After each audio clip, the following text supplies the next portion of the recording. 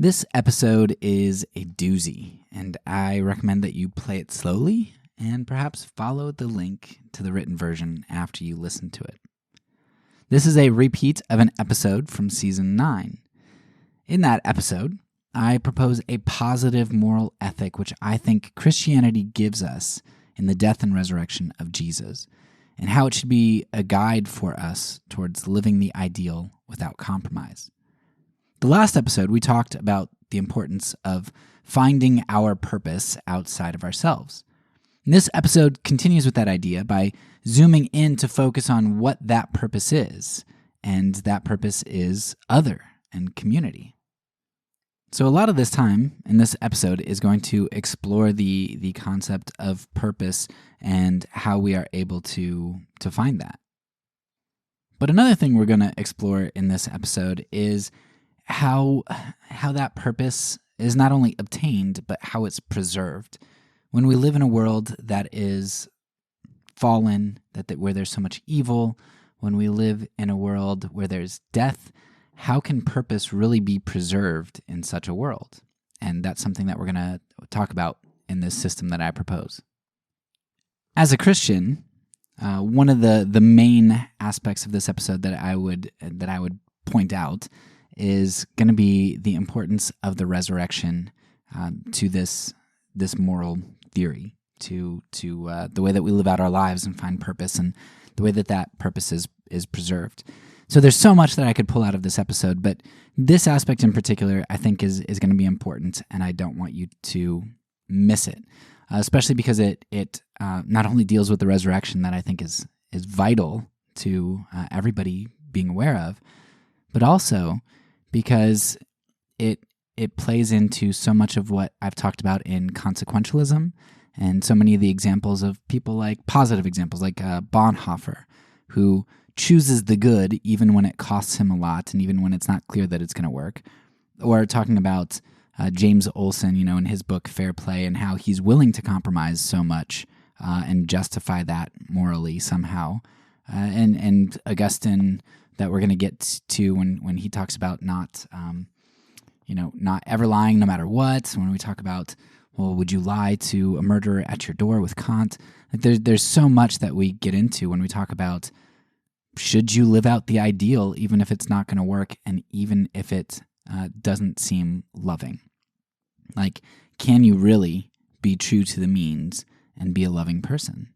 Like, how could you always be moral in that sense if moral doesn't always appear loving? How can that morality be preserved? And so I'm going to argue in this episode that the resurrection is really something that secures our ability to do that as Christians. To say, you know what? I'm not going to compromise on the means. I'm going to create that ideal world, the ideal world that Kant envisioned, but it's actually a better ideal than Kant's ideal, because it's not just about the social contract, it's about the kingdom of God. And so the resurrection secures that for us. It allows us to live out the ideal world regardless of the ends that come about. Go back to Olson's Fair Play book that we talked about, and this idea of consequentialism, right? He thought that he could sacrifice morality, seemingly clear moral ethics, like don't kidnap or hire prostitutes and things like that. He's like, well, I mean, Americans' lives are at stake, and isn't saving more lives good? And sometimes economic interests, it's not even just saving lives, but saving people economically. Like, isn't that worth it to preserve their way of life and their lifestyle, their standard of living, their physical lives?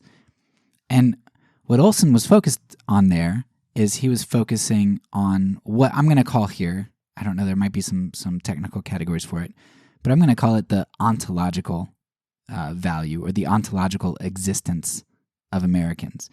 He wanted to preserve their physical lives.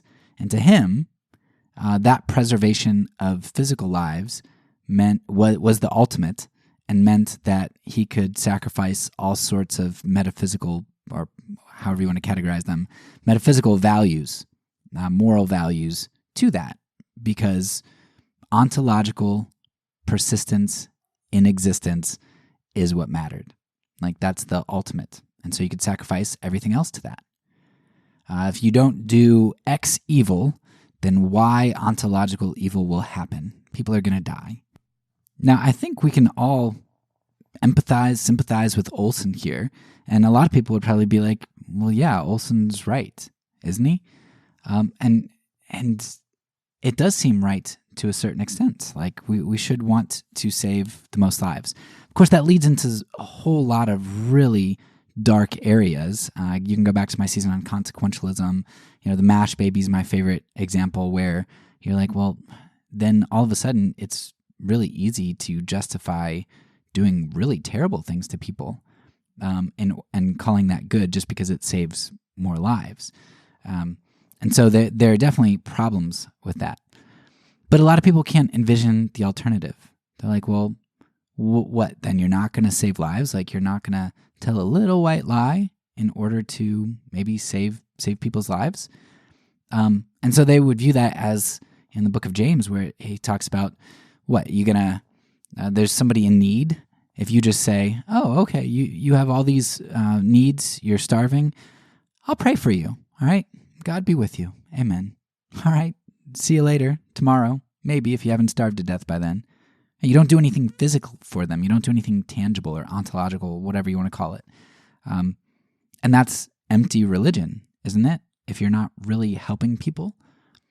But that's not at all what I'm talking about here when I talk about doing the ideal. And if you listen to our episode on the ideal 2 or 3 episodes back, hopefully that's tucked away in the back of your mind. But it's more like, what I'm saying is, I'm not ever going to blow your brains out and call that love or peace.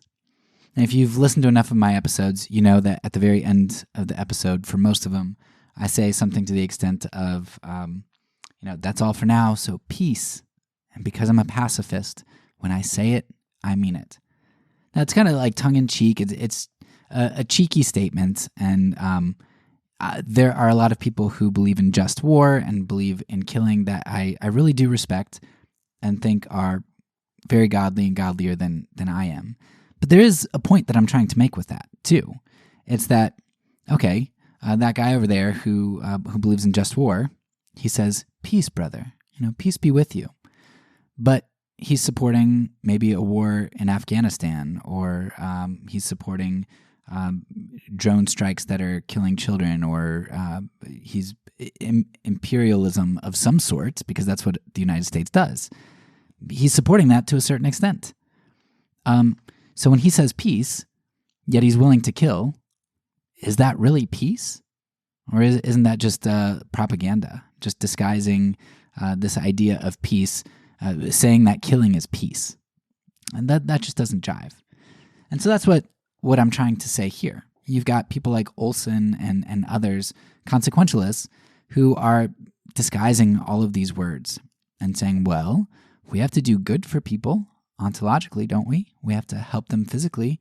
If you don't, then it must not be good. Ideals aren't good if they're not actually going to help.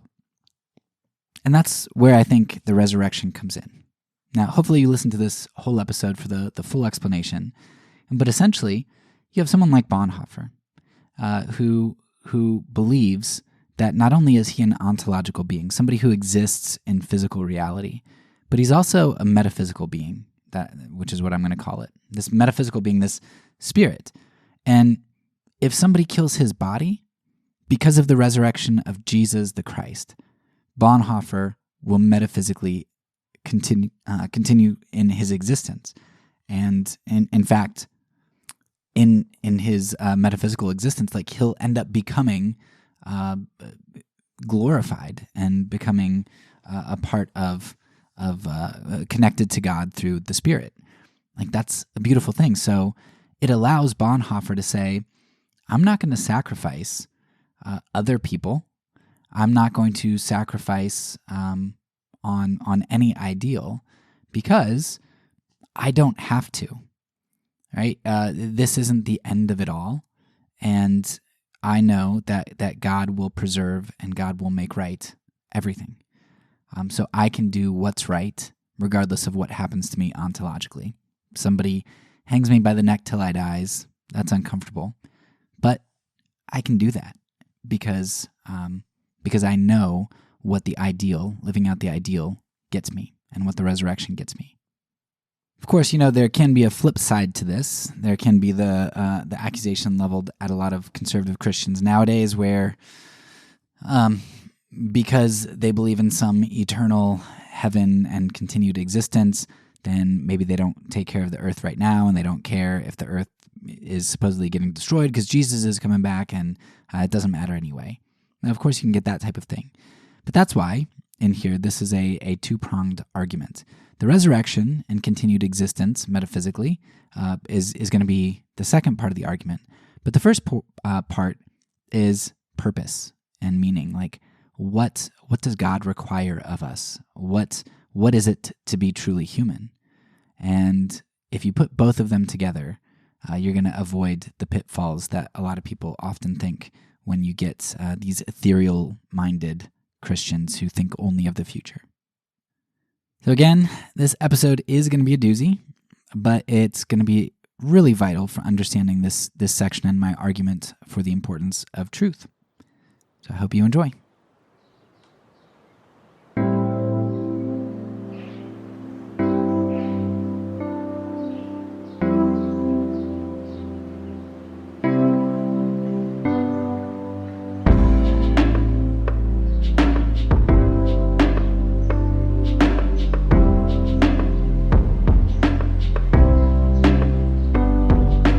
Welcome back to the Fourth Way Podcast. Before I get into this episode proper, I want to just make you aware of a couple things. First of all, this episode is going to be a doozy in regard to the content that's in it. It might be pretty difficult to listen through because it's a little bit deeper. So I will add a link for your reference. It might be easier for you to read this. There are portions in the written part that are actually additions. So I'm cutting some things out for this audio episode. But it might be easier for you to kind of be able to take the time to read through this than it is to listen to.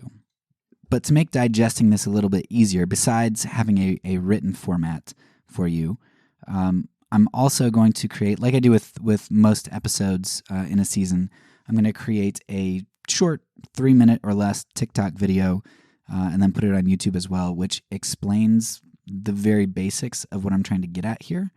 And you can listen to that and see if it's something that interests you, or maybe just listening to that will kind of give you a scaffold, give you some background knowledge to know where I'm going and make this a little bit easier to digest. Second, I want you to be aware that this episode is a prototype of sorts. I would not stand behind the things that I'm saying here and die for them because these are kind of first thoughts that I'm having. Well, really, I guess that's not fair that they're first thoughts because it's really a consolidation of a lot of thoughts that I've been having for years and years and years about a variety of different difficulties that Christianity faces in explaining different things. So it's a synthesis. It finally came together with a conversation that I just had. Nevertheless, it's my first time thinking through it, and I haven't had people critique it and look at it yet. So, I'm not putting this forward as gospel truth, but I do think it makes a lot of sense. I think it's good, and it's important. So hopefully people will be able to work with that and push back against it. So with those things in mind, let's set this episode up. The last episode was a dialogue with Dr. Alexander Christoyanopoulos, author of Christian Anarchism. While there were a number of points in that discussion that we could have pursued further, there's one big idea that stuck out in my head from that episode. The topic is one that I wanted to pursue because I think Dr. Christoyanopoulos identified something which has been very unnerving to me, a Christian, in that many Christian anarchists seem to be Christians in a very loose sense. It's as if throwing off the confines of the state requires a throwing off of all politics, and those politics include the reign of God. And that in throwing off the state and dogmatism, one also has to throw off orthodoxy. Particularly, Dr. Christianopoulos identified this idea that for many Christian anarchists, the resurrection of Jesus seems to be a topic of little concern. In fact, there are some who would consider themselves Christian anarchists who don't believe in the resurrection. Now, that strikes me as very odd, because the Bible is extremely clear about the centrality of Jesus' resurrection and reign, and those things, especially the resurrection, is integral to our faith. If Jesus isn't raised from the dead, then our faith is in vain. Now, I mentioned this in the previous episode, and I expressed how I wanted to dig into this a bit more. Well, that's the advantage of recording a year out. I've had a few months to think through and all this, and I can provide a follow-up episode for you immediately. For me, it's been several months. So this episode represents a few months' worth of thinking through my conversation with Dr. Christianopoulos. Hopefully, you find this conversation worthwhile. During the interview with Dr. Christianopoulos, I asked him how such a lack of emphasis on the resurrection didn't undermine the Christian anarchist position. If Christian anarchism is about doing what's right, regardless of what the outcome may be, defending the poor, fighting for justice, promoting abolition of slavery, denouncing war, all in the face of the nearly omnipotent state and the violent state, then it seems like tossing the resurrection to the side would undermine such non-consequentialist morality. If there is no resurrection, why do we denounce war? Do non-resurrection adhering anarchists denounce war simply because, as Erica Chenoweth argues in her work Why Civil Resistance Works, nonviolence tends to work better? But what does that make anarchism then, if we do things because it tends to work? A moral democracy? A position which chooses actions based on pragmatic tendencies? Doesn't that make moral outrage simply a frustration at others not being smart enough or analytical enough to pick the choice which tends to work best? What about those instances where killing in war would actually save more lives or do more good? Without resurrection, we're left not with absolutes in the concrete, but with tendencies and generalizations. However, with the promise of resurrection, good always prevails in the end, even while choosing the good in the face of seeming defeat, because the resurrection promises the preservation of our souls, both the souls of the righteous and of the wicked, for final judgment. The resurrection provides an absolute grounding and hope. Dr. Christianopoulos responded by asking me some questions. He asked whether or not that I thought I was being too narrow, as there are indeed other moral systems which can be offered that don't require religion. There are systems of virtue ethics, or deontological systems, and consequentialist systems. There are many Christians, as well as those who consider themselves atheists, who adhere to these various systems and live what most Christians would consider to be pretty moral lives. People don't tend to act sadistically apart from a Christian moral framework that adheres to the resurrection. What does the resurrection provide for coherence that other proposed systems can't provide? Why bring religion into the conversation unnecessarily? When there's already so much conflict in the world, why emphasize resurrection and divide the anarchist community into orthodox religious and unorthodox or non-religious factions? I personally think this distinction is a vital one. But before I can explain why I think someone ought to incorporate the resurrection into their beliefs, I want to first discuss how the currently proposed ethical systems that Dr. Christianopoulos brought up or were implied, I want to discuss how I think those things are lacking. Because I think a lot of times in order to build a case, you need to see what the problem is or where the lack is. So let's talk about the incoherence of alternative moral theories. The first of two problems that I have with alternative moral theories is that they're arbitrary. So let's look first at virtue ethics. Now, virtue ethics believes that what is vital to morality and purpose in a given situation is that we foster particular virtues throughout our lives. But without a divine decree of what these virtues ought to be, or without Platonic essences of sorts woven into the fabric of the universe, who's to determine which virtues ought to be pursued over others? Different cultures at different times or individuals may value certain virtues over others, and who's to say that any one of those cultures is right or wrong? Arbitrariness also arises when virtues come into competition with themselves. For example, do we kill an intruder to love our neighbor, or do we refuse to kill the intruder and love our enemy? Virtues can also come into competition with other virtues.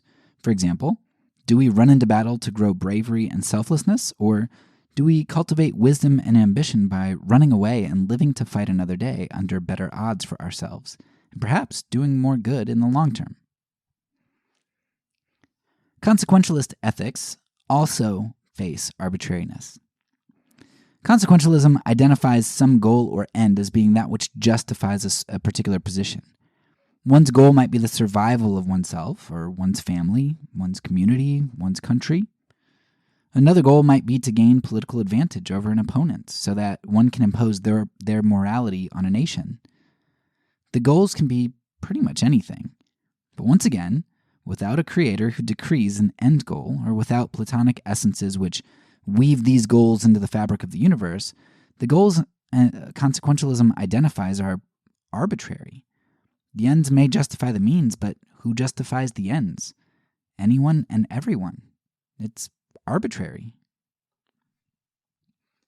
Finally, there's deontological ethics. Now, deontological ethics runs into the same arbitrariness as the other two theories. Yet because it houses divine command theory, I wanted to save it for the end here. On deontological ethics, we ought to do some moral action because we are obliged to do it. Without God or Platonic essences, it's unclear what gives us objective obligations. And without a personal creator, it's difficult to see how we have any obligations at all, since obligations are rooted in relationships. I can't have an obligation to a car unless that car is being borrowed from a friend. But then my obligation isn't really to the car, but rather to my friend. However, deontological ethics houses something called divine command theory, which posits that something is good or bad simply because God commands it. This then is not arbitrary from our perspective. If God commands something, then we're in relationship with him and we have a directive, and that's objective. The directive is objective. We don't get to make up morality. However, the question then becomes, what grounds God's command? If God can just decree anything and it be deemed moral, he could command a brother to rape his sister and it become moral the moment the decree is made. What we now call evil could become good in an instant. And that possibility, even if God never invokes that, even if that never becomes actuality, that would mean that morality was arbitrary, as it could be changed on a whim, and this fragile mutability indicates the strength of its foundation. Divine command theory accepts one of the terrible horns of the Euthyphro dilemma, and it runs with it. It's an easy position to run with because it allows one to just read the Bible and take everything as directive without discernment. But that's also where we get the justification of things like slavery and native eradication. Didn't God command the Israelites to take slaves and virgin women in conquest? Didn't God seek to wipe out the heathen Canaanites who worshipped other idols?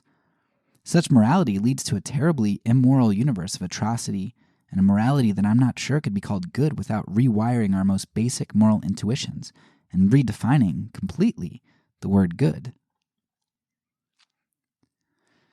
Beyond being arbitrary, alternative moral theories to what I'm going to propose are self-centered. Now, this might be a hard pill to swallow, that moral theories could be self-centered. How does that work out? Well, let's talk about it. Virtue ethics. Virtue ethics is my favorite ethical system outside of the system that I'm going to propose later, because I think virtue ethics comes the closest to getting morality right. It's hard to conceive what would be problematic with a system which encourages individuals to build positive character traits, to build virtues. What could possibly be self-centered about growing in love or growing in patience? The goal of virtue ethics is for an individual to obtain particular virtues, which isn't necessarily self-centered so long as a part of this ethic expects individuals to seek the well-being of and growth of virtue in others. The self-centeredness, as I see it, arises in at least two places. First, it appears in scenarios where there is competition for virtue. So let me give you an example. Let's say that love is the most valuable virtue one can pursue on virtue ethics. And let's say that there's a scenario that arises where a tragedy is about to occur. But there's one individual, and only one individual, who can sacrifice themselves in order to prevent this tragedy.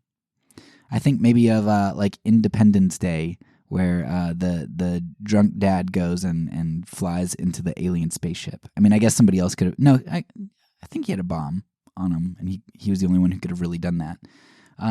So an example like that.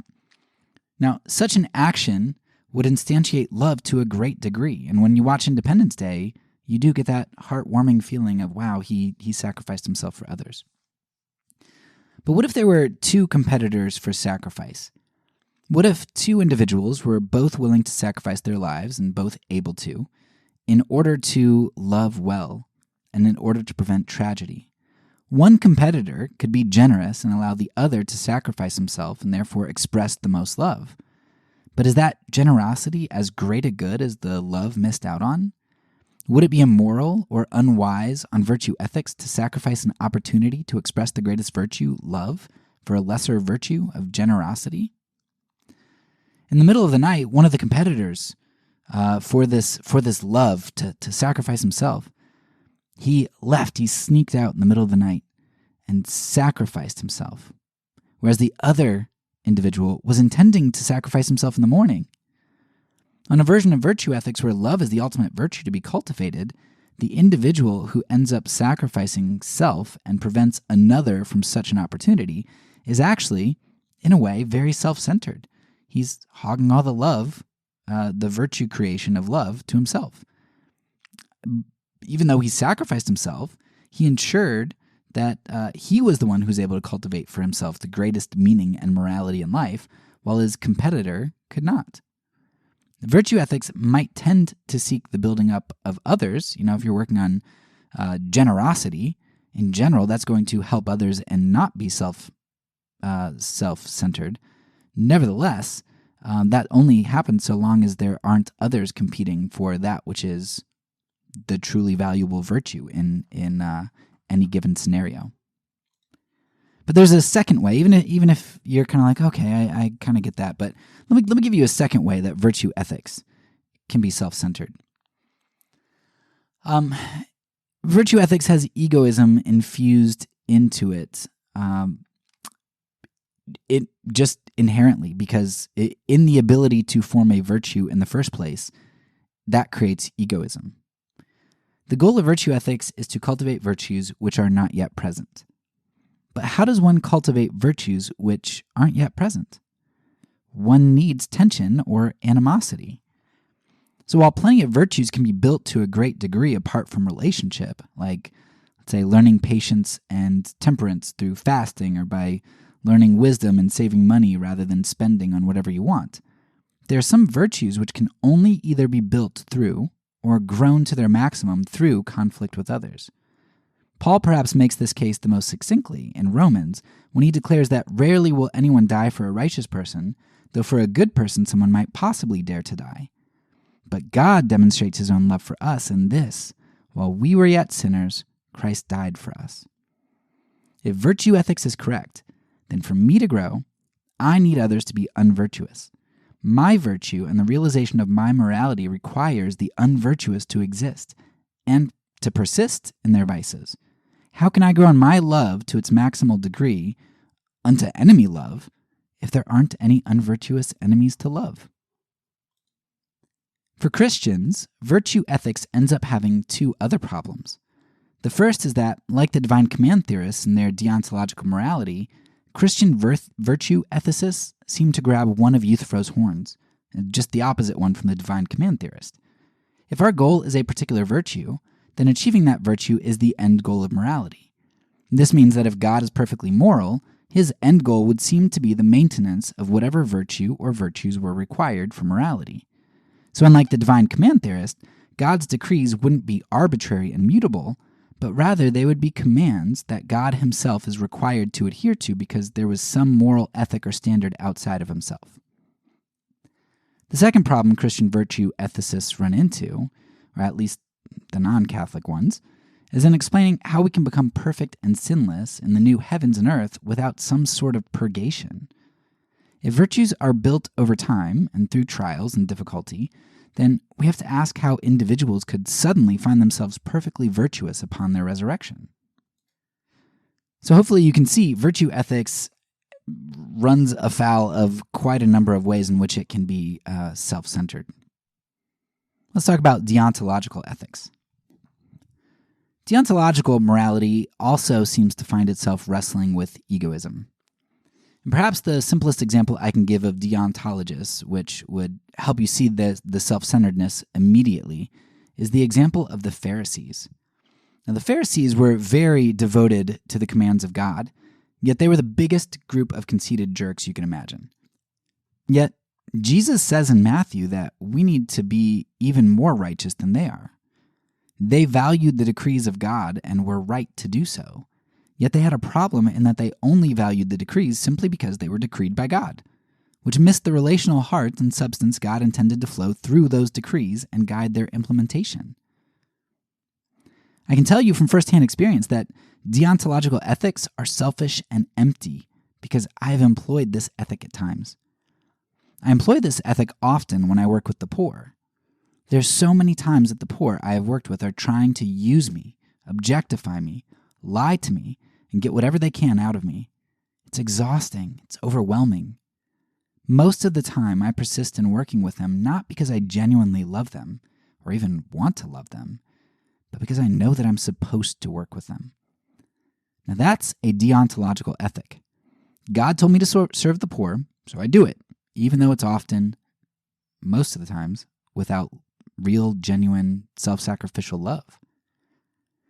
Now, I think that deontological ethics are a good starting point, as doing something because it's commanded and going through the motions can be a way to create disciplines which then foster loves that weren't originally there. I pray to God that he grows in me a genuine love for the poor through my first obeying his commands. Following commands are good stepping stones to true morality and love. But to make the following of commands the end of morality rather than the beginning turns you into an arrogant, judgmental, self-righteous, whitewashed tomb. Now, what about consequentialist ethics? Well, I've got a whole season on consequentialism, so you can go listen to that, and you can probably tell from the get-go that it's not my favorite system at all. Nevertheless, let's go through it and give you some examples of how consequentialism is self-centered. Consequentialism and utilitarianism are the easiest places that you're going to see self-centeredness.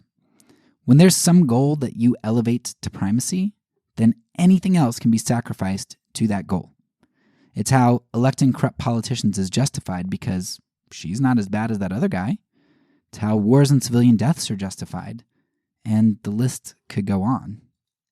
I can kill my enemies so long as they're the enemies of the goal to which consequentialism tells me I must sacrifice all. My favorite example of consequentialist ethics is a quote from atheist Christopher Hitchens, who made the following statement in a debate against his brother Peter Hitchens. Dr. Hitchens said, "It's in my interest that people don't suffer. I don't want someone bleeding to death from AIDS on my doorstep. Not just for their sake. For mine, I don't want that." Oscar Wilde in The Soul of Man Under Socialism puts it very beautifully. He says, "Socialism would free us from the awful necessity of living for others." George Bernard Shaw, when he ran for office in London, said that there should be no more houses built for the working classes without baths. It was objected by certain politicians who said, "Why give the poor baths? They're so stupid they won't know how to use them. They'll keep coal in them. They don't deserve baths. You're wasting your compassion on them." He said, "I don't want them to have a bath for their sake. I want them to have a bath for my sake." Now that's the right mix of self-interest and morality. Notice how the goal here was comfort for the greatest number of people. If there are a bunch of smelly people running around, that's going to be inconvenient for everyone, and inconvenient for me, which is what really matters on consequentialism. If we can cheaply and efficiently provide baths, then let's do it for our sake, not for the sake of the poor. In fact, this is one reason why nonviolence tends to work, because most people are significantly consequentialist. Justice issues don't start to become resolved until it becomes inconvenient to the status quo majority not to fix injustice, or until it becomes convenient for the status quo to co-opt justice issues for political power. Indeed, this is what CRT is all about, right? CRT recognizes that the history of justice legislation isn't really about fixing justice issues, but often it's merely intended to abate the loud outcry, and it conserves the status quo as much as it is able to. Justice legislation tends to be damage control rather than real justice.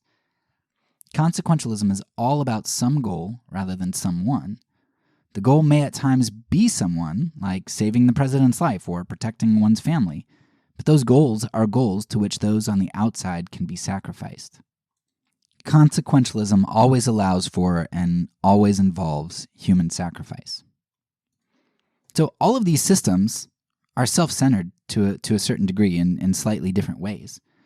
One of the greatest sacrifices that you get with any of these alternative moral systems is the sacrifice of the logical and the intuitive. Now, when I think about the word altruism on Dr. Hitchens' system, I have to ask myself how that notion is recognized as altruism at all. How can you call helping an AIDS victim or a poor person altruistic when you're not seeking their good but your own? Altruism on alternative moral theories becomes its own antithesis. It means the very thing of which it is the exact opposite. Altruism it merely becomes a synonym for egoism. It's just housed in its antinomic partner. While this antithesis may be the most pronounced on consequentialist systems, it rears its ugly head in subtler, yet significant ways on deontological systems and virtue ethics, too. Now, those are my two main qualms with most moral philosophies. They're steeped in arbitrariness and egoism, and cause altruism and love to become muddied, if not unintelligible and meaningless. Okay, so we took a look at alternative moral theories and what I think are two of their most glaring issues. Now let's go back to my conversation with Dr. Christianopoulos. I obviously didn't get to lay out my whole case to him as to why I didn't find most moral philosophies uncompelling. But I did get to explain how I thought self-centeredness was a big part of the problem, and how words like altruism lost any sense of their meaning. It was then that Dr. Christianopoulos asked me a very important question, and really the question which gets to the heart of the discussion. It's all well and good for me to sit back and throw stones at other philosophies, other moral philosophies, but did I myself live in a glass house which could be shattered just as easily? Dr. Christianopoulos asked me how grounding morality in the resurrection avoided my own critique of self-centeredness.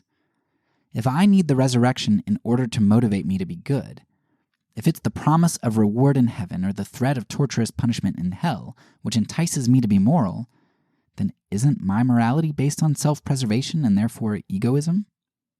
Now, that's a great question, and the question that I want to answer. But before I can answer that, we need to go back to the beginning and tell the story of why the resurrection, as portrayed in the Bible, was necessary in the first place.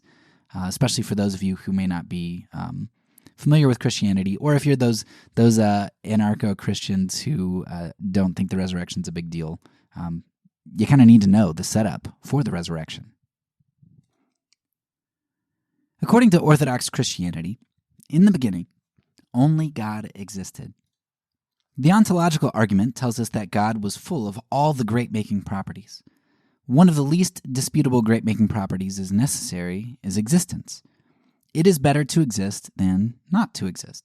Thus God, who is uncaused and uncreated, necessarily existed from eternity past.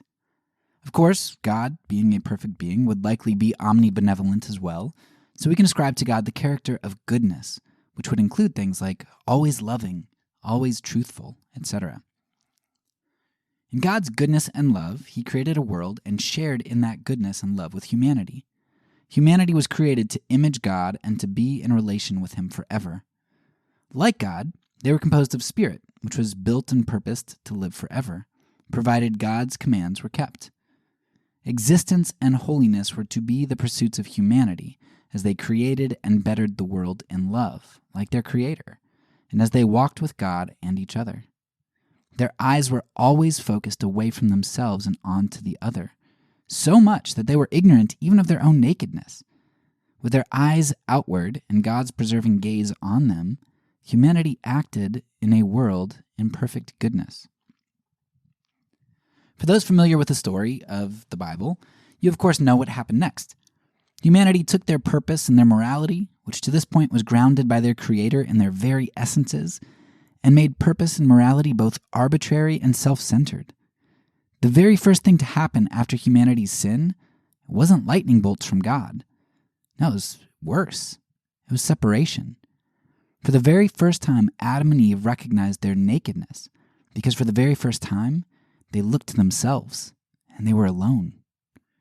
No longer was the foundation for their belief and actions other-oriented, but it was self-oriented. Eve, rather than being confident in the provision of a God and husband who loved her and looked out for her interests first, began to look to herself for preservation and to define that which was good for herself. And of course, Adam did the same thing. This separation was not only evident in the realization of their nakedness and the blaming of other, but was also made evident in the curse that God recognized soon afterwards. Adam and Eve would no longer be in harmony with nature either. They would no longer be in harmony with each other, and they would no longer be in harmony with God.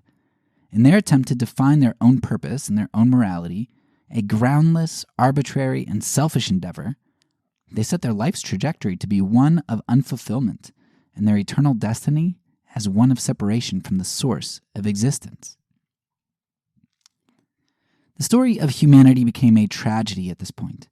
Humanity was hopelessly separated from any chance at meaning, purpose, or morality, since their self-centeredness kept them from residing in the being of God and His goodness, and their path which led to eternal separation from the existent one meant that their very existence, their very beings, were on a course set for impending destruction that we call death.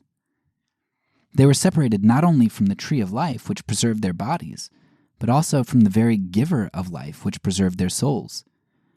Being, or substance, and being, as in purpose or meaning, were out of reach. But God, being the omnibenevolent lover of souls that He is, was not content to leave humanity in hopeless despair. What kind of God would He be had He left them there? Certainly not the God of the ontological argument. God, from the very beginning of humanity's rebellion, and even from before all eternity, had been planning a way to restoration. The way of hope was to send a representative for humanity who could show them the path to living like a true human, living in perfect love and harmony with God and others, and fulfilling His purpose in obedience, regardless of the consequences. Such a one would be willing to love, to do good, and to embody the very character of God in all circumstances, without compromise, even if such actions led to seemingly foolish and fruitless outcomes, like suffering and cross. This true human, this second Adam, would not only show humanity how to live with purpose and morality, but he would provide a way for humanity's relationship with God to be restored and reconnected. This second Adam would not only bring the words of life, but he would also pave the way to true life and to true repentance. When Jesus, the Son of God, incarnated Himself on earth, He lived a perfect life focused on God and others. He never compromised the essence of God or deviated from that which God required of Him. He lived rightly all the way to His torturous end on a cross, maintaining a love even for His enemies, even for the very ones who nailed Him to the cross. Father, forgive them. However, were Jesus to have died just as Adam did, there may have been an example for us to follow, but it would be example without hope. We may, by following the Christ's example to the best of our ability, have ended up connecting with God and His purpose from time to time, but there would be no promise of a restoration of our ultimate purpose, continued existence in relationship with God, imaging Him. Thus, the Christ rose from the dead through the power of the Spirit, which was not only a vindication of who He is and what His status is before God, but it is also a glimpse of the promise that we have in that Christ, we too can one day be connected to God through the true human, the second Adam. So the climax of this story is certainly the resurrection of the Christ. It only becomes the climax, though, in light of the end of the story, in light of what that resurrection gets us. Because if you don't understand what the resurrection really gets us, it may seem more anticlimactic than climactic. So, what does the resurrection get us? Well, all Orthodox Christians have a concept of what happens to humans after the resurrection of the dead at the end of time. Protestants tend to call this concept glorification, but I find that is not something we Protestants really talk about or elaborate on very much. Since the Eastern Orthodox Church hashes this out much better, in my opinion, I want to use some of their ideology and terminology to explain what we believe happens in the eschaton. The Orthodox have a term that they use other than glorification. They call what happens to believers in the new heavens and earth theosis, or deification. You can probably tell from the second term that they think that we become God, in a sense. And I know many Protestants will balk at this, just like I did when I first came across it, but didn't even Jesus and the psalmist say that you are gods? Glorification, theosis, and deification all say essentially the same thing. The Orthodox recognize that it would be heretical to claim that we will become God in one sense, and this sense, which is off limits to us, they would deem his essence. We will never be like God in his essence, in his ousia, or whatever the Nicene Creed calls it. Right? God is of one substance, and that substance is Father, Son, and Holy Spirit. They all share in that. We don't share in that essence, in that substance. So God in his essence is omnibenevolent. He's always truthful. He's omnipotent, omniscient, self-existent, etc. We will not at all be, in our essences, omnipotent or any other such thing. Another way to put this, which I really liked, I don't remember who said it, but I saw it a bunch of times and it's perfect, is we become by grace what God is by nature. But there's a problem here, because all Christians know that, at least what the Orthodox teaching is that we will be like God in at least one sense. We will become perfect in that we are never able to sin again. We'll become all good. Being unable to sin is certainly a characteristic of God's, which is contained within his essence. So in a sense, we will share in God's essence. But if we won't ever be the essence of God, then how do we work around that? Well, the Orthodox do a fantastic thing here, and they do something very similar to the way that they justify icons. When they justify icons, they do so by, they say they're not idols, we're not worshiping idols, and the way that they get around this, which I think is legitimate, I don't know that in practice it isn't often idolatry, but at least in theory, I think what they say is right, that they distinguish between worship and veneration. And Protestants don't distinguish that. They say, well, if you venerate an icon, you're worshiping an idol. But we do distinguish that, because when we get done reading our Tolkien book or our C.S. Lewis book or whatever book we're reading, and we turn over the book and on the back we see a picture of the author, and we're like, or R.C. Sproul for my crowd, like, oh, what I wouldn't have given to have met him, or wow, he's so good. I am so glad that God gave him. You're venerating him, right? And we say, well, that's not idolatry, right? It's not a graven image. Oh, yeah, it is. It's a graven image on a book. And it's more lifelike than a wooden idol. It'd be easier to actually worship R.C. Sproul or C.S. Lewis or Tolkien than it would to worship a statue. So we do distinguish between veneration and worship, and we don't give the Orthodox that grace and understanding. But anyway, they do something very similar when they make a distinction with theosis. So how do we get around that Christians will kind of seem to have God's essence, but yet we don't? We aren't God's essence? And so what the Orthodox do is, because they're not pantheists, they don't believe that everything is God, they distinguish between becoming like God in essence, which we don't do, and becoming like God in our energies, which is what they say happens to us. Now, my understanding is that the Orthodox don't really explain this in super great detail.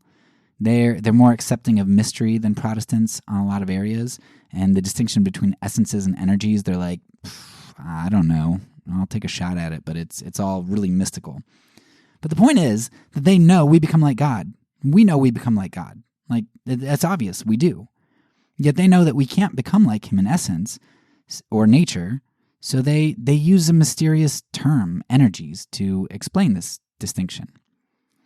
In the eschaton, because of the resurrection, we will be connected to God and become like God in our energies, being connected to him in relationship through the Spirit of the resurrected Christ. While God remains necessarily existent and perfect in essence, we will become contingently perfect and perpetually existent by being connected to him in our energies. I recognize that all that can sound really mumbo-jumbo-y, so basic summary here. You don't need to know essences and energies and all that stuff. The point is that because of the resurrection, we will be able to be connected to God in some sort of way that allows us to partake in the things necessary to fulfill our purpose, the way that we were created. We were created to exist forever, and we were created to image the character of God, this other-focused love. So the resurrection gets us a continued existence into eternity, and it allows for us to be connected to God and become like him in our energies.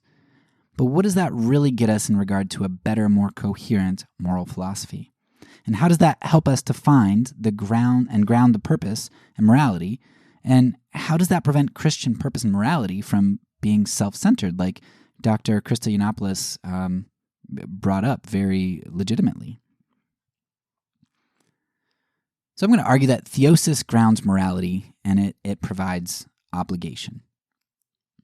Whatever humanity's purpose and morality is, that purpose and morality requires existence. So in line with Descartes' I think, therefore I am idea, we can say that for morality or purpose to be pursued and achieved, one might argue that I exist, therefore I act. One can't accomplish goals or fulfill purposes or do moral things unless they act, and actions can't be made without existence. And to exist is to act. So at the root of morality and purpose, there has to be existence, because you can't be moral or purposeful without existing. And this is true, of course, of God, right? God is the self-existent one, the one who has always existed and has had the perfect existence, the necessary existence, the greatest level of existence that there is. Now, regardless of whether you believe in eternal conscious torment in hell or annihilationism, what the resurrection does is it provides a way for one to continue their existence, right? By avoiding either metaphysical cessation in hell under eternal conscious torment or ontological cessation through annihilationism. The resurrection gets us life forever and a life where we can act in accordance with our being, our true purpose as God created us to be. So the resurrection allows for our continued existence and therefore continued actions which can be aimed at the fulfillment of our purpose and which could be morally good. However, as Adam and Eve showed us, one could also continue in a good world for a time, only to make an immoral act contrary to one's designed purpose. And this is where the resurrection and, I think, theosis, which is what the resurrection gets us, I think this is where they provide for us once again. Beyond mere existence, morality and purpose also require particular aims. Christianity should argue that the aims of humanity are to live implementing means which are concomitant with the ends of God. While we humans, especially in a fallen state, may not know the deep, specific plans of God, we do know the character of God. Therefore, our purpose as image bearers of God is to live implementing means concomitant with the character of God.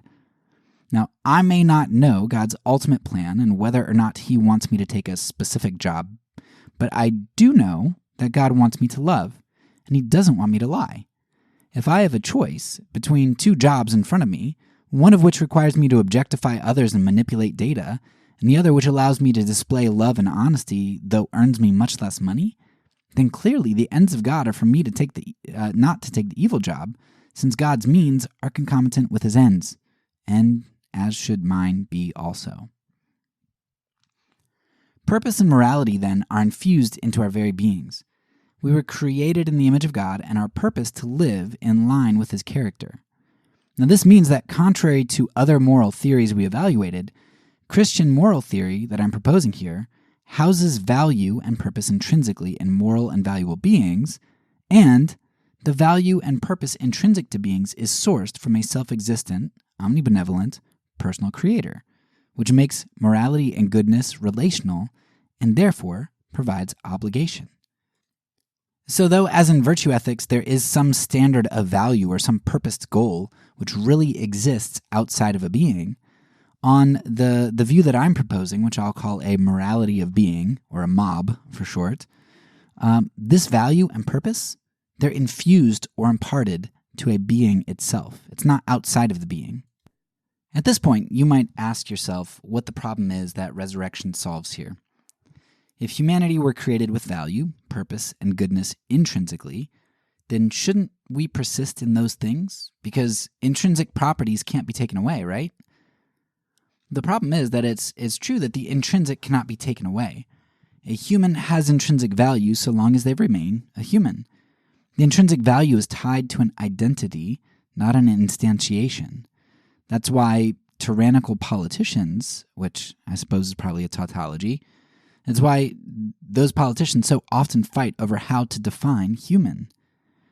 For a very basic example, we recognize that a dead human shell isn't human in the full sense, and we can therefore incinerate it into dust and eulogize its former occupant as a sign of respect, while incinerating a live human, while speaking highly of him, would show something rather different.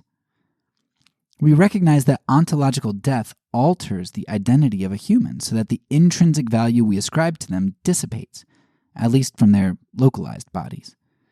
The goal here isn't to argue how we define human and what values we ought to ascribe, but rather that intrinsic properties are intrinsic to a being's identity. I believe the same thing can be true of metaphysical death. Though I disagree with Augustine on some very significant theological points, I think that his adherence to the privation theory of evil makes a lot of sense. The privation theory of evil essentially says that evil isn't a thing. It's not some addition to the system or some substance. Rather, evil is a subtraction, a detraction, or a lack of something. There are many rebuttals to this, along with counter-rebuttals, and one might turn also to Aquinas to hear arguments for the privation theory of evil. But all that's beyond the scope of this article. For the moment, simply recognize that the privation theory of evil is one of my big assumptions in arguing a case for a morality of being. When God told Adam and Eve that they would die on the day in which they ate of the forbidden fruit, I suppose that, in a sense, what God said was true ontologically, as Adam and Eve may have begun the entropic process of death that day. I really don't know. But many theologians have recognized that this promise of death on the day is somewhat problematic if viewed as ontological death. That's why many theologians have posited that a spiritual death, or as I'll call it, metaphysical death, was what was primarily in view in God's warning. For on the day that Adam and Eve sinned against God and began to look to themselves as the source and definition of purpose and morality, they severed their metaphysical beings from the true source of goodness and purpose. If one adheres to a privation theory of evil, then Adam and Eve died metaphysically at the very moment they looked to self and away from God. Adam and Eve had been embracing substance and fullness, then turned to embrace vacuity and void, non-existence. God, in a moment, spoke the world into being ex nihilo, out of nothing. Adam and Eve, in a moment, took that vast, good universe and turned it into nothingness.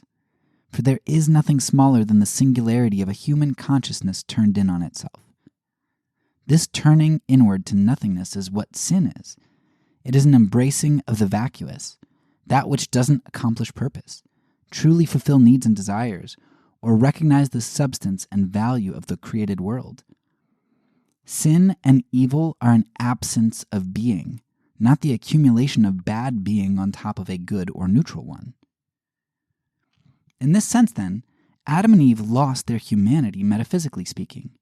Rather than embrace the substance of morality and purpose by embracing the source of this morality and purpose, and the others infused with the same goodness, humanity embraced nothingness. One day, every human would eventually experience ontological death, but on that day, humanity began to experience metaphysical death. And this is exactly why the resurrection is so important to both morality and goodness. The resurrection doesn't merely promise to breathe life back into the shells of our bodies once they die, to reanimate our corpses. It also promises to reanimate our purpose, our morality. The resurrection takes our eyes off ourselves and puts them onto the one who promises both ontological life and metaphysical life. As our eyes are turned to our Savior, and as our Savior connects us to the divine, the singularity we have become explodes outward into a big bang, and we become complete substances and beings again, a universe teeming with beautiful life. While the resurrection does indeed give us continued existence, which is necessary for purpose and morality, the way in which resurrection connects us to the divine in theosis is what ensures that this perpetual existence will never see corruption like God's original good world did. Whereas Adam and Eve in the garden had a connection to God, which was conditioned upon their persistence in good works, the life, death, resurrection, and intercession of the Son of God provides us with a perpetual, internal, spiritual communion with God at all times. When we are in the new heavens and the new earth, we will be in the presence of God at all times, as the Spirit of God will be forever living within us. This Spirit will not only be testifying to us about the living God, but it will also make us direct participants of Him at all times. It is in these two ways that the resurrection and theosis provide for purpose and morality. They perpetuate our existence, and they ensure that our existence will be a full existence of substance, always accomplishing that for which our beings were purposed, and always doing that which is good and in line with God's character, while forever being in relationship and communion with the divine. Now, at this point, you might be a bit frustrated. There should be one major question which still looms large in your minds, and you might think that I just haven't answered it because I haven't. You might say, it makes sense on a morality of being that it would be good for us to exist, and that it would be good for us to image our Creator. But the pursuit of these goals still seems rather selfish. Seeking the continuation of my existence and my fulfillment seems to be a fairly self-interested endeavor. Mimicking God because that's what I'm obligated to do and I don't want to get judged for it is pretty self-interested, just as is desiring living forever. So even if theosis gives us an intelligible grounding for purpose and morality, it still has the trap of egoism to escape in order to be complete. You may recall that one of my objections to virtue ethics is that a part of its self-centeredness was the requirement that there be other beings who are evil, and therefore not fully virtuous. For if everyone were virtuous, how could my virtue grow, in that I could never learn to love enemies? Were there no unvirtuous people worth hating? Virtue ethics, therefore, requires that someone else lose out so that I can better myself. This problem lies, I think, in that virtue theory seems to take a more additive theory of good. It believes that I can grow my patience or my love towards some pinnacle. Yet we see clearly, through the second Adam, Jesus, that there was not some goodness he attained or added to his character throughout his life. That would imply supererogation, that the perfect human who is also divine added to his goodness over time. Rather, we see that Jesus was always perfect, and that perfection arose not in adding goodness or virtue, but in always foregoing evil and actions not in accord with his purpose and nature, refusing to embrace non-being, non-existence. On a morality of being, however, there are some similarities with virtue ethics, but with strikingly significant differences. On a mob, as with virtue ethics, other beings are required. How could I show love if there was nobody to show love to? Relationships are required for a morality and purpose grounded in the character of God. But whereas virtue ethics focuses on looking to the good and grasping at it, causing it to grow, a morality of being sees things a little differently. Since evil isn't something, but rather nothing, it isn't in competition with good. It is the absence of good. Whereas on virtue ethics, someone may be an evil being or a good being. On a morality of being, someone is either being or not being, metaphysically speaking. On a morality of being, when I choose to do evil, I'm not foregoing some good thing to choose some evil thing in its place. No, I'm rather choosing non-being and nothingness over being. This may seem like a trivial distinction, but I assure you that it's not. Virtue ethics has as its goal adding to or growing in goodness. Virtue ethics seeks to add to our being. A morality of being has as its goal the embracing of true or full being by the avoidance of embracing non-existence. A morality of being seeks to embrace true being. To put it in other words, virtue ethics seeks to add to being, while being ethics seeks to uncover and uphold being. Virtue ethics seeks to attain something which is not yet, while a morality of being seeks to recover something which once was. Virtue ethics seeks to do more through self, while a morality of being seeks to plug up the holes and not lose self. Virtue ethics seeks attainment, while morality of being seeks restoration. So how does this tie into the avoidance of self-centeredness on a morality of being? Both virtue ethics and a morality of being require that there be other beings. But virtue ethics requires that there be some beings which don't achieve their goal of virtuosity. Morality is essentially a closed system because for my attainment of love, I need your unlovability. You can't pump more morality into the system than can be offset by immorality.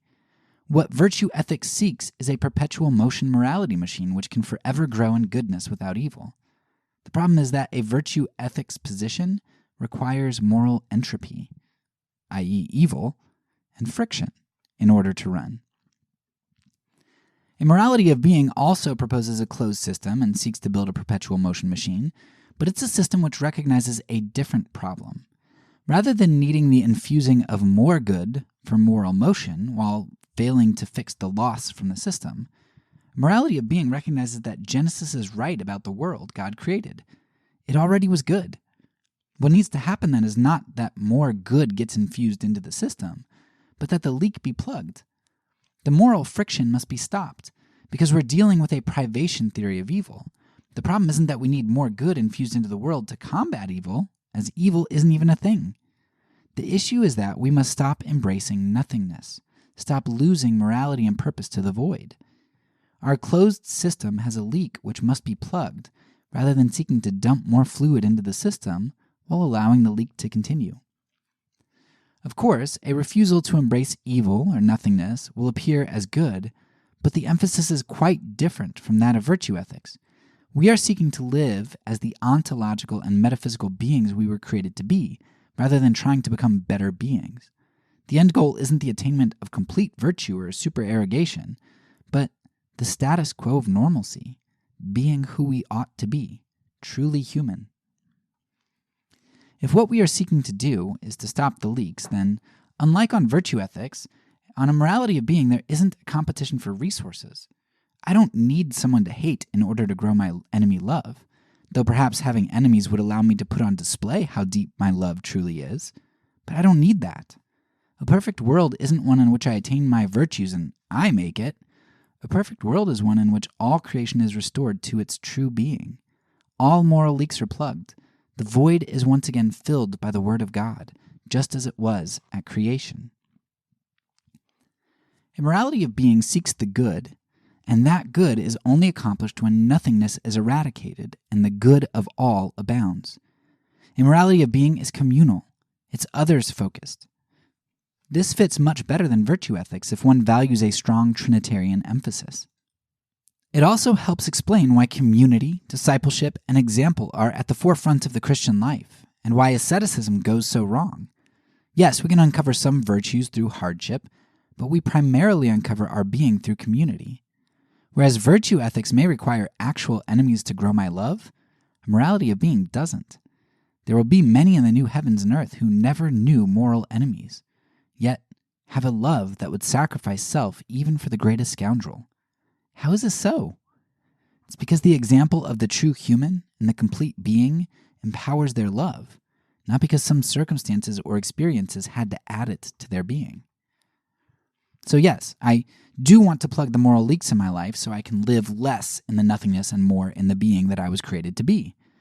In that sense, sure, there is self-interest. But I don't find true being in self, but rather in community. I find it outside myself. And if I live more as the being that I was created to be, then I will look more and more like a naked Adam and Eve in the garden who knew not their nakedness. To truly be and to truly be moral, it means that I will look outward to God, others, and nature. These are the 2, and perhaps 3, greatest commandments. This is to directly fight the curse that we observe in Genesis 3. As the Spirit of God removes more and more nothingness from my life, and as I live as I was intended to live, I will look more outside of myself. When I can look far enough outside myself, I may be able to give away my money and clothes because I see not my own nakedness, yet I'm broken by the nakedness of others. And in being, in truly being, the depiction of the reign of the Son of God in my life invites and draws others in to do the same. A morality of being, rather than necessitate the exclusion of at least some from a realized eschaton, invites and desires all to come in. All of creation groans and awaits restoration. And as we become more the beings we were intended to be, we groan more and more with it and look less to ourselves. Now, I don't want to end this section by picking only on virtue ethics, especially because I think that it's the second best moral system out there. So I want to quickly look at how the resurrection helps us in another way related to selflessness. On a consequentialist moral ethic, others are left out of the good dream. Doing what's best for the majority means that there is a minority for whom the good is not done. On a planet with a population as large as ours, that minority could be close to 4 billion people. Consequentialism has the potential to leave out quite a lot of individuals from its system, though it does seek to maximize the experience of the good. Yet in the name of the good, all manner of evil can be excused on consequentialism.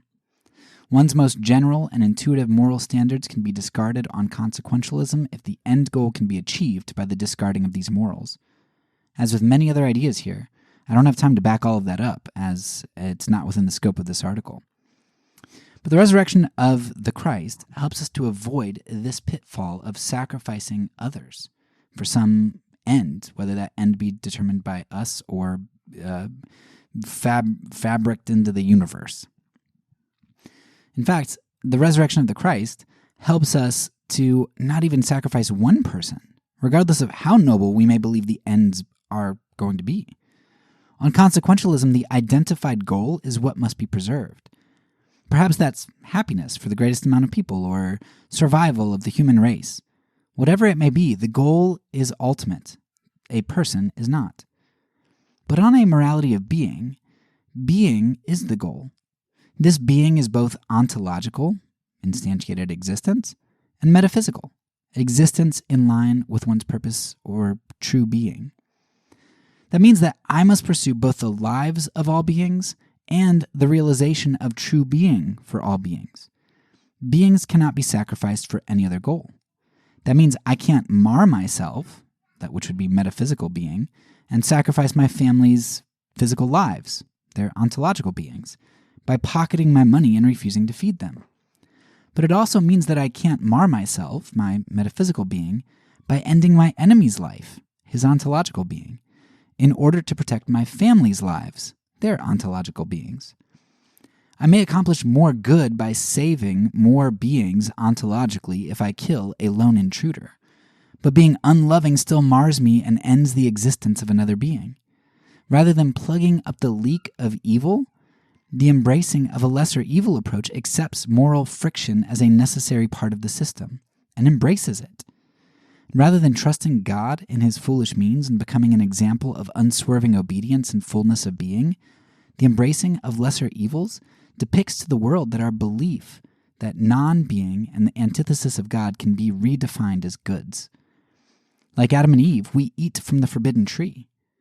In attempting to uphold God's good world through adhering to a foolish veto, as Chesterton calls it, we become wise in our own eyes and rend the cosmos asunder. One might think that the morality of being faces a problem which is indistinguishable from the consequentialist one, as the goal on the morality of being is merely shifted to being rather than to happiness or some other standard. If an aggressor comes to harm my family, and failing to prevent him from killing my family, am I not actually worse off in my system? Even if my killing of an intruder mars my metaphysical being, isn't me killing one person less marring to the system as a whole than allowing the intruder to kill 5 persons? And isn't the total loss of life also less if I kill 1 compared to the aggressor's 5? This is precisely where the resurrection shines most beautifully and powerfully. The resurrection of the Christ does a number of things for me in this above situation. First, it clearly shows me not only enemy love morality, but a morality which refuses compromise even in the face of seeming foolish defeat. If the Christ did it and God vindicated him, then I should seek to do it too. But while powerful, a vindicated example is the least of what the resurrection gets me, for it also gives me the promise of ontological resurrection, or the preservation of ontological being. As the very first Westminster Catechism question asks, "What is your only comfort in life and death?" And the response? He also preserves me in such a way that without the will of my heavenly Father not a hair can fall from my head. Indeed, all things must work together for my salvation. Therefore, by his Holy Spirit, he also assures me of eternal life and makes me heartily willing and ready from now on to live for him. Because God preserves our souls, our ontological beings, we know that we can continue choosing the good even in the face of threats and death. Resurrection ensures that I am not permanently sacrificing ontological being, for God preserves that ontological being as made evident through the resurrection of the Son of God, our first fruits. The third benefit we get from the resurrection of the Christ is the securing of and sending of his Spirit. Through the sending of the Christ Spirit, we are empowered to embrace a metaphysical being we otherwise would not be able to. We have begun to be empowered to choose the good and refrain from self-determining morality and the embracing of non-existence. And in our experience of the Spirit, when faced with an aggressor, I can have the hope that the work which Christ's Spirit has done in me can also, one day, even through my very example of truly being in self-sacrifice, work in the aggressor's life to experience true metaphysical being himself. Other moral ethics ground their ends in our finite lives, whether that's in the growth of virtues now, or the preservation of the lives of the most innocents we can now. A morality of being, however, holds to a vision which spans much farther, and which looks into the potential the future holds, knowing who holds the future. We can embrace seeming foolishness now because we know how powerfully God is able to use foolishness to change the world. What is beautiful about action on a morality of being is that it provides us utter freedom. We are free to choose that which is in line with our being, our Creator, and the grain of the universe He created. We don't have to compromise our being or God's standards to accomplish something. We can always be who we were truly meant to be. Circumstances don't dictate our morality. Of course, some would argue that this is esoteric thinking. It's almost Gnostic, isn't it? This thinking downplays the material world to the point of the preservation of my soul in the future as a justification for not lessening the amount of evil done now. But that's exactly where systems like consequentialism go wrong. They're terribly presumptuous. The system simultaneously assumes that embracing a little evil to prevent a greater evil is an isolated choice which has no negative ramifications down the road. And at the same time, it denies that a morality of being's embrace of a seeming foolish defeat now has any positive influence in the future. It assumes that if evil isn't stopped now, it will be harder for God to stop it later. What they fail to understand is that the seeds of evil's destruction are planted in our encounter with it, and the means, or the seeds, are the ends, or the fruit, in the process of becoming. When we embrace evil to fight evil, we plant seeds of evil which bloom later. When we fight evil with good, we plant seeds which look small and harmless now, and are seemingly trampled on and killed, but whose death bears good fruit through the power of God in the future. For unless a kernel of wheat falls to the ground and dies, it remains only a single seed. But if it dies, it produces much fruit. So on a morality of being, I can truly be and choose the good, even my own enemy's good, because the resurrection of the Christ and a foretaste of his power gives me confidence in my calling and his power to work good through all things, even if I can't conceive of how that's possible. But then again, I can conceive of it, because I have been shown the resurrection, the vindication of the Christ who showed me such things are true. The final benefit is, of course, theosis here. The resurrection ensures that we will one day be perfectly and fully in communion with God. While consequentialism errs in many different ways, perhaps one of the biggest reasons it errs is because its methodology is steeped in arrogance. Consequentialists attempt to take upon themselves the divine attributes of omnipotence and omniscience. The course of history is in their hands, and they know exactly how to direct it. They know that their compromises and sacrifices of others are worth it because they know that they will achieve that which they determine in any given action.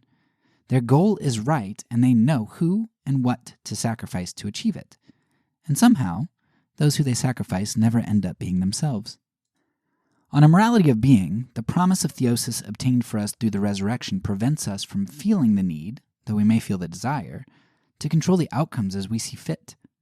I can sacrifice myself, or I can choose to abstain from consequentialist analyses and justifications of any given situation, because I can abdicate from the throne of self-determination and self-proclaimed divinity. God has made my being, and has both told me and shown me the means whereby I ought to live. He has shown me that he is the true king, and the true human.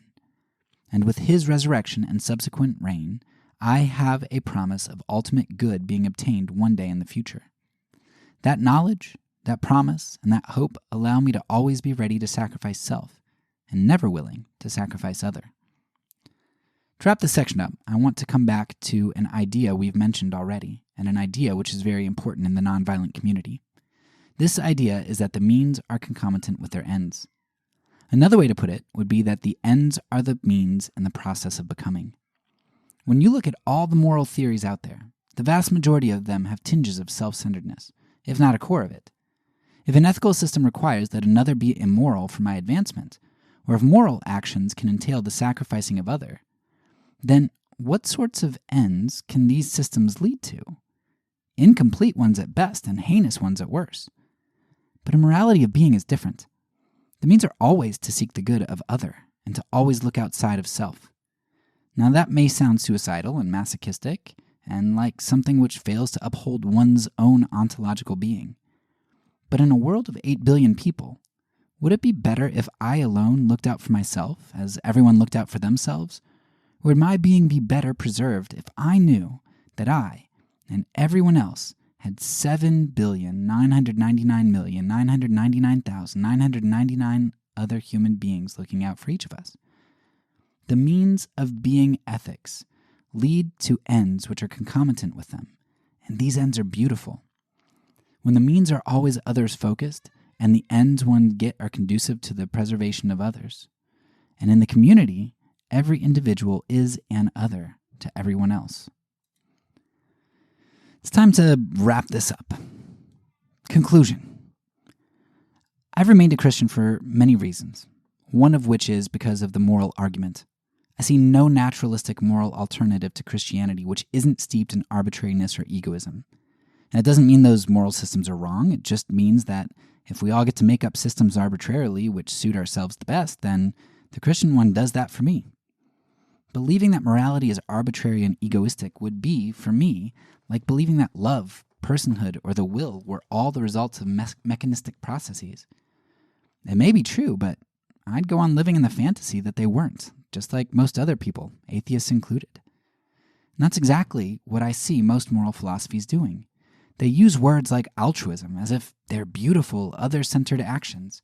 Yet on their systems, those altruistic actions are steeped in egoistic intent. For the sake of humanity's mental health, and therefore survival, thank the God who doesn't exist that the vast majority of humanity has embraced illusion and ignorance rather than logical moral consistency. I, however, think that there is a truth which is more compelling, fulfilling, and beautiful than this. There is a creator, God, who splits the horn of the Euthyphro dilemma and is himself the source of meaning, purpose, and goodness. Out of himself, he created beings infused with purpose and goodness and who lived in relation to God. But these humans withdrew from God to embrace the nothingness which once existed and lost their purpose and goodness, being separated from God. Yet God, in his infinite love and goodness, restored humanity by showing them what a true human was like, and by providing a way for humanity to reconnect with their source of life, purpose, and goodness. It is in this that our morality is grounded, and in this that we are able to make sense of words like altruism. God is an eternally triune, relational God, a God of other, and we are made in his image. Having already spent a great deal of space discussing my arguments, I don't want to take up much more space in this discussion. Nevertheless, this whole thought process arose in the context of a discussion on Christian anarchism. So I want to at least begin to tie this in with that, even if it isn't expounded on until later. What is the resurrection and Christianity to do with anarchism? And can't we just expand ecumenicism to universalism in the anarchist community? Wouldn't that be more inclusive? On its face, I think it makes sense that Christianity's fine line of distinction between those inside the fold and those outside the fold can be an othering event, an event where we create an out-group. The Crusades, Inquisitions, and numerous persecutions throughout the ages show us that Christians can very easily use religion to other those outside the individuals deemed to be in the fold of God.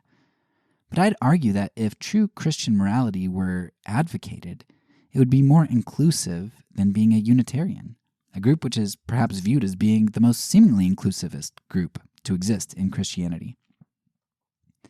A Unitarian can embrace any of the moral theories we mentioned in this article, whether that's virtue ethics, consequentialism, or some deontological system. Those systems are certainly systems which are othering systems, with some othering more than some others other.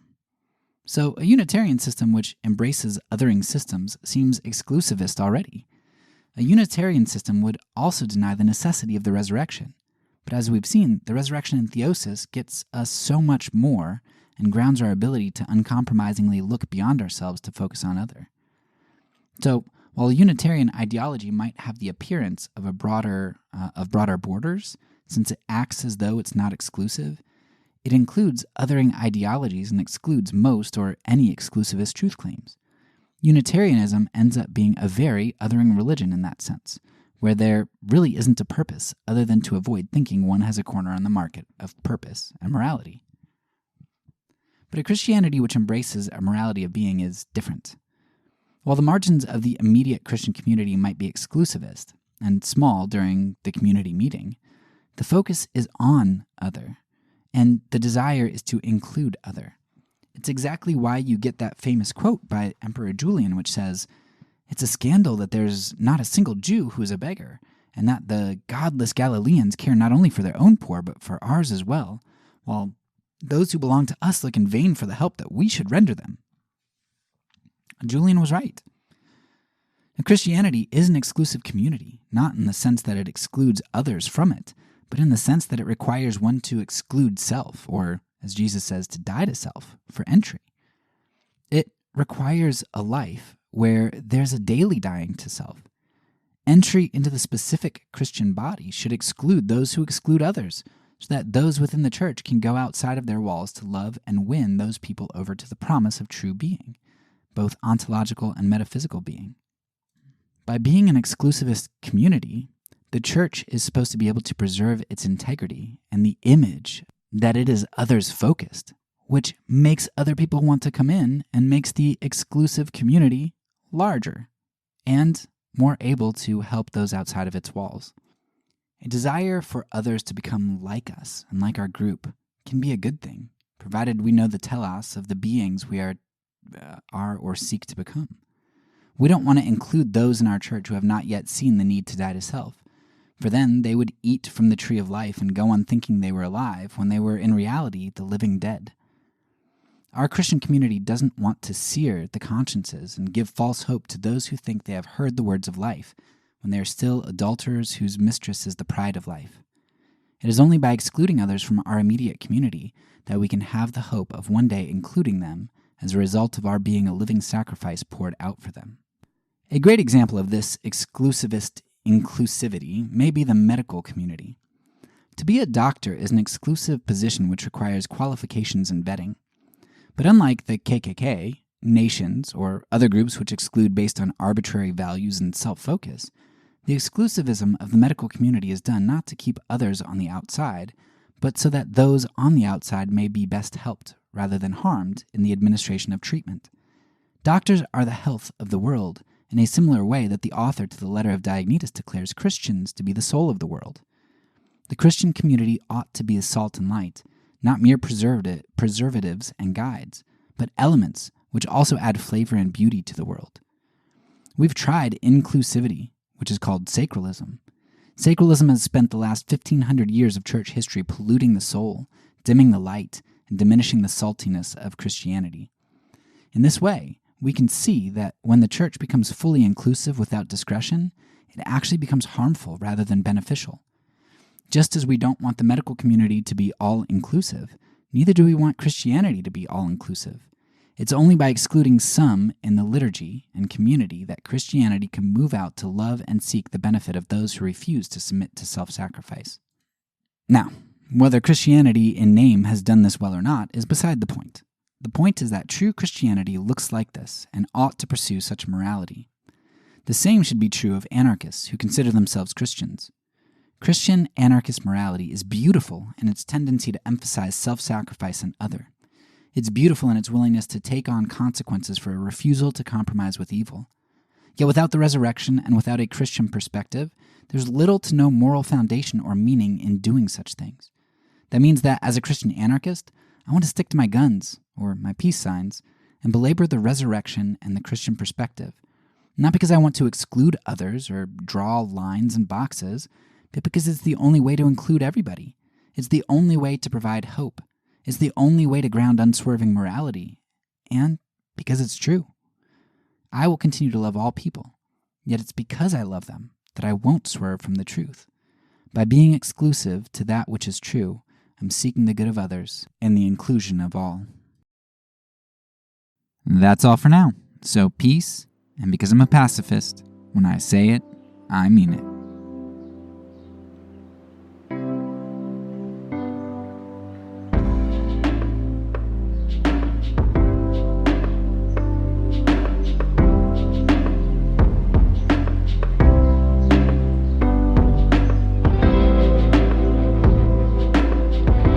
This podcast is a part of the Kingdom Outpost Network.